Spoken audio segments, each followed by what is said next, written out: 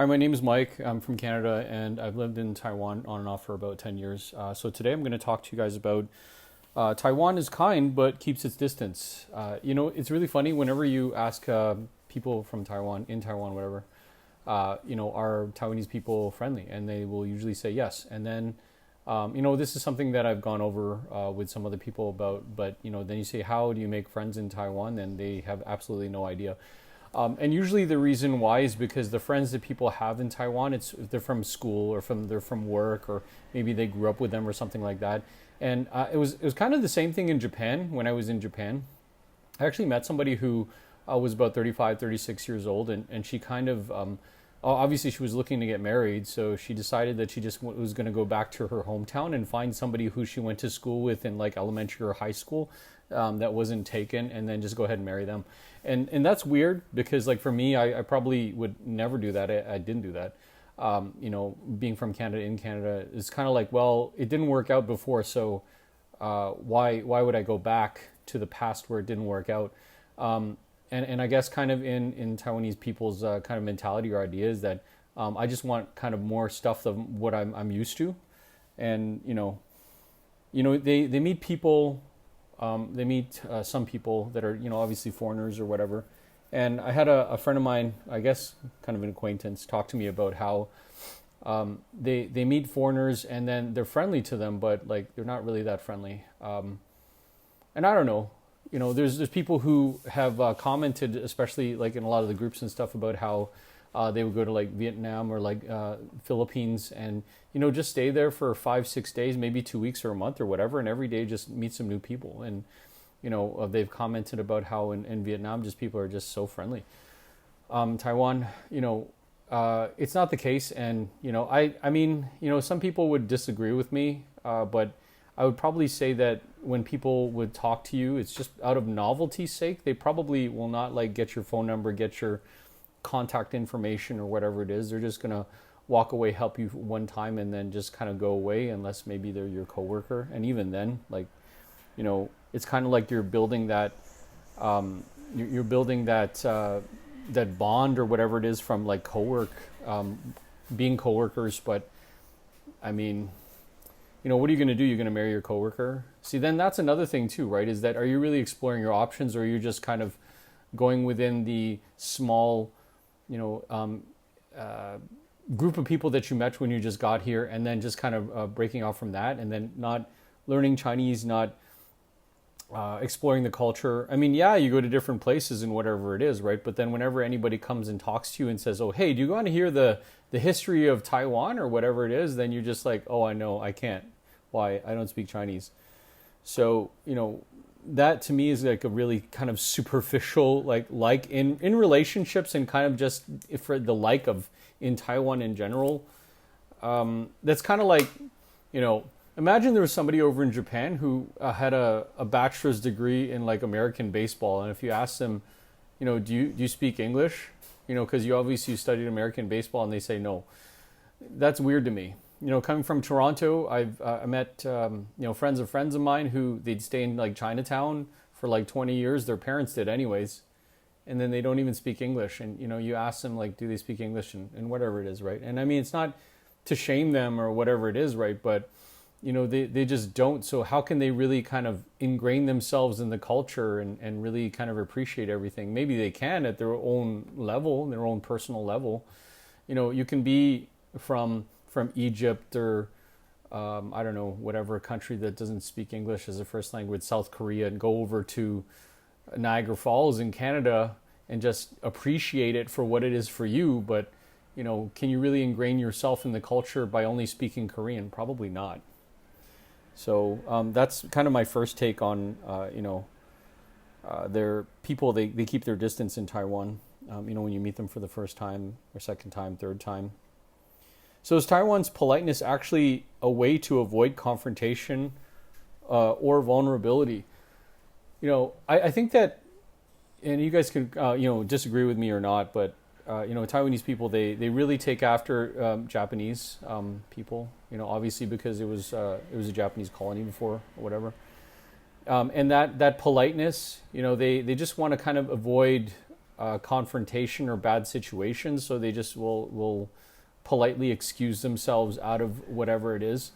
And I mean, you have some people that I actually, another kind of tip or thing that I like to say that influences Taiwanese behavior is the fact that 20% of as of right now in 2025 anyway, 20% of the population is over the age of 65, so that also influences them. And they obviously, well, I don't know if they necessarily knew directly firsthand what it was like to be, kind of ruled over by the Japanese or not, but there is definitely some influence there. And they're not as like super polite as Japanese people, where they kind of just excuse themselves from the situation, kind of bow out. They will help you, but like I said, they won't. If you just see somebody on the street who's going to help you out with something, they'll help you all the way till when your situation is resolved, and then after that they'll just kind of go away, and you won't have like a lifelong friend or anything. I've been here for 10 years on and off. I've also gone to other places while I've been here too. And I don't really have any like really super close Taiwanese friends, and you might take that as, okay, yeah, Mike, you're griping or you're complaining about Taiwan, just go ahead and leave and blah blah blah. But there's other people that have that same type of situation. I was talking to some dude who was over in the middle of Taiwan, and who's had international experience. I probably shouldn't, talk about this too much because I don't even know the guy, but, he has like a little podcast or whatever. So I guess that's public knowledge, but, and he was just talking about how he's been around the block, been to different countries and whatever it is. And then he comes back home and, he can't really, explain or talk to people about his experiences, about how like amazing and crazy and wild his life was outside. People are just like, oh, really? Yeah. Okay. That's nice. I'm just going to go back to my job, doing whatever it is, working my 40 hours a week and just getting back to my family. And on the weekends, I'm going to be a weekend warrior. I don't think Taiwanese people really don't like change. They don't like to go out and meet people that they don't know very well. I mean, like they might talk to them kind of on a superficial level and, maybe get them to join their group or something, but, they won't invite you to their house or anything like that. I've heard that people in the north are less friendly than the people in the south. And, the majority of the time that I've spent in Taiwan is in the north, just because that's where all the jobs are. That's where all the opportunity is. But I have been a couple times over to the south, and I think that that's probably highly true. I've met some people over there, and it's wicked friendly over there. It's, so, if you're lucky enough to grab a job over in the south and make all the friends that you want, that's great. But, if you want to actually make some money, then you're going to have to move over to Taipei. And some people will swear not to go ahead and do that, but I've met other foreigners here who are from small towns like back home or whatever it is, and they just want to kind of swear up and down that Taiwan is the best place, and people are so friendly here and whatever it is. But usually they'll just stick around, maybe like 2 or 3 people, and they're with those people all the time, and usually those people will kind of speak English, right? So it's kind of a win-win situation for those Taiwanese people to talk to you, to hang around with you, because I mean, at the end of the day, one thing is you're a free English lesson. Number 2 is that you're pretty exotic because you're not from Taiwan, so you have some different experiences that you can talk about, and I guess you can kind of bond off of that, right? But 5 years from now, they're probably going to look for another Greg, Steve, or Scott, or whatever it is, and they're probably not even going to remember your name. I'm just saying that you're expendable if you're a foreigner and you think that you're like super guy over whatever it is, but you're kind of in just that whole perpetual foreigner syndrome, because people see you and your hair is different, you look different, your smell is different, you're taller than them or you're shorter than them, and whatever it is, and that's all that it is. They don't really want to get to know you as a person. They don't know how you feel. You can't even speak their language, man. And I don't know. I would say that Taiwan is not the most unfriendly place that I've ever been to, but at the same time, there's just kind of this, I don't want to say, I mean, like so-so-ism, and I really hate that word because that's not even English, but it's kind of just this in-between where they don't love you and they don't hate you, but you're just kind of around. And when they hear you speak English, they think it's so interesting. But do they really want to, hang out with you and go have a burger or something? Probably not. So they just kind of do their polite things. And yeah, I haven't, even the places where I go to, because I practice martial arts too, right? Like I see these people on the Saturdays and Sundays, and I don't go for a beer with them or anything like that. Maybe because I was never invited or I never invited them, but maybe because there's no time. But we just never kind of hung out like that. And I've known these guys for years and years because I've got a couple belt levels and whatever it is, and even for my teacher, and he probably won't hear this and he probably won't understand anyways, but we don't really know each other very well. And I think that that's probably the crux of the thing, is that you will never really know these people very well, and that's why they're not super friendly, and they don't really want to get to know you very well. They don't, because maybe they're kind of shooting for the status quo, and hopefully being rich and successful, that's kind of like where their mind and their heart is at, and making lots of money. It's not who has the most friends, unless you're like a I don't know, an influencer, and you want to get like 1 million friends on whatever social media apps or whatever it is, right? So why do so many Taiwanese people avoid direct communication, especially in relationships or conflict? Talking to people about stuff directly, maybe it hurts them, or maybe they would rather just have something that's really indirect, and it doesn't really solve anything. So for me, like speaking as a Canadian, I would rather have direct, a direct contact about whatever it is.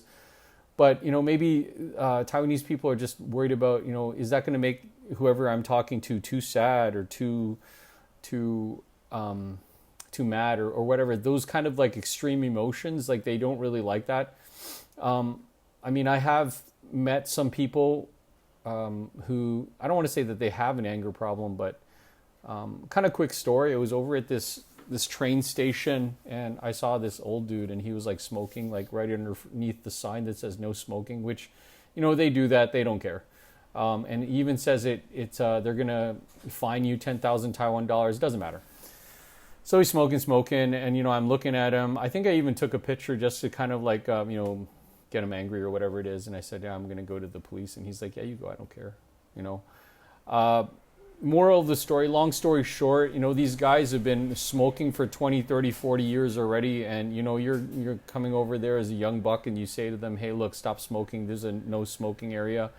And no, they're not going to do it, man. You can't teach an old dog new tricks. And like I said before, 20% of the population here is already over the age of 65. They're like the next 10, 15 years, they're going to be turning into like I guess they're calling it a super aged population. And that definitely has something to do with the culture, about, what they're telling people. Kind of just wrapping up here, guys, is I want to talk about how this culture of like me first, because in Canada, people will let somebody go first, past first, open the door for somebody, whatever it is, and you will never ever see that in Taiwan. And it's because kind of like they're losing out on something, because I need to go first, because I need to get my things, and I need to be ahead of you because I want to be number one. And they don't mean it in kind of like a dastardly or like in a mean way or whatever it is, but that's what they do. And especially the old people here, and I mean, it is what it is, right? Because there's also that, I guess it's called Confucianism. I'm not really sure, but you need to respect the old people, right? And that's fine. I'm okay with that to a certain degree. But when like some old person who I don't even know is trying to get in front of me or butt in front or whatever it is, like I'm gonna tell them. But it's not really my place, because I'm supposed to be a visitor here. Anyways, guys, I hope that this was useful for you about my explanation about the culture in Taiwan, because I've been here for a while, and how Taiwan is kind, but they kind of keep their distance. So if you guys have any ideas about what you want me to talk about next about Taiwan, or if you want to come, you want to visit, just leave a comment, and I'll see you later. Bye.